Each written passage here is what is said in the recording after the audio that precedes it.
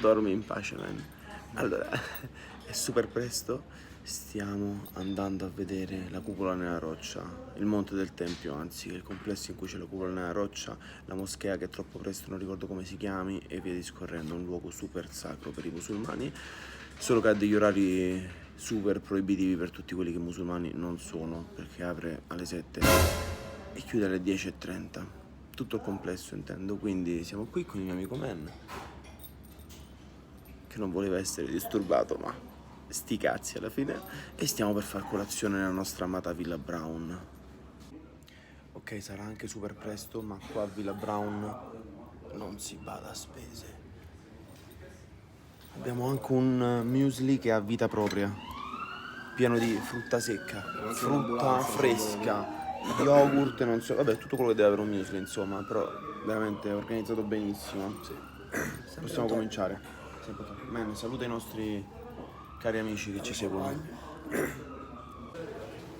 Stiamo per entrare al muro del pianto, Western Wall. Per accedere bisogna sempre passare da qualsiasi parte della città si arrivi per questi varchi con metal detector e quant'altro. Allora, siamo arrivati qua alle 9:10 all'entrata del Tempio del Monte, ti fanno dei controlli. In realtà sì. Devo dire che La fila sono tutti scorre, molto, non vi sì, spaventate sono tutti se vedete. molto ansiosi qui perché dicono no, ci sono fili, invece No, mi scorreva sembra tranquillamente, così. dopo 3 minuti in fila, Sarà siamo anche il stati. periodo che non è proprio alta stagione, È ma vero, vedere che è vero. in questo periodo si fa tutto molto velocemente. Bene, bene, e adesso ci siamo quasi, siamo sulla passerella in legno e là c'è il magico muro del pianto, stiamo per entrare, dai man, operativi. Tutto molto bello, però purtroppo potrebbe essere tenuto un pochino È meglio. veramente uno scempio. Sì.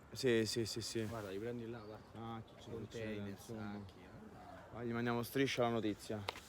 Male. Davvero un peccato. Rimandati, Mi in questo aspettavo- rimandati, mi sì. aspettavo molto di più. Perché sul resto della città non si può dire niente. Si sporca tutto durante il giorno e poi puliscono tutto. Invece dovrebbe essere un luogo prettamente quasi sacro. Lavoriamoci su, ragazzi, E camminando siamo entrati nel Monte del Tempio e attenzione. Eccola lì. Bah! Il cupolone d'oro.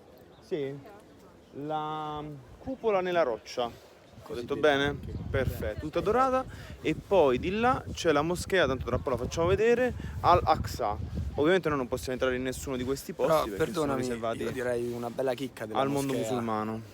Vai. Di chi era la sede? Sì, era dell'antichità? tipo la sede legale dei Cavalieri Templari. E oggi Pazzesco, sarebbe oggi è un una bello moschea, smacco, pensate, bello cosa direbbero oggi?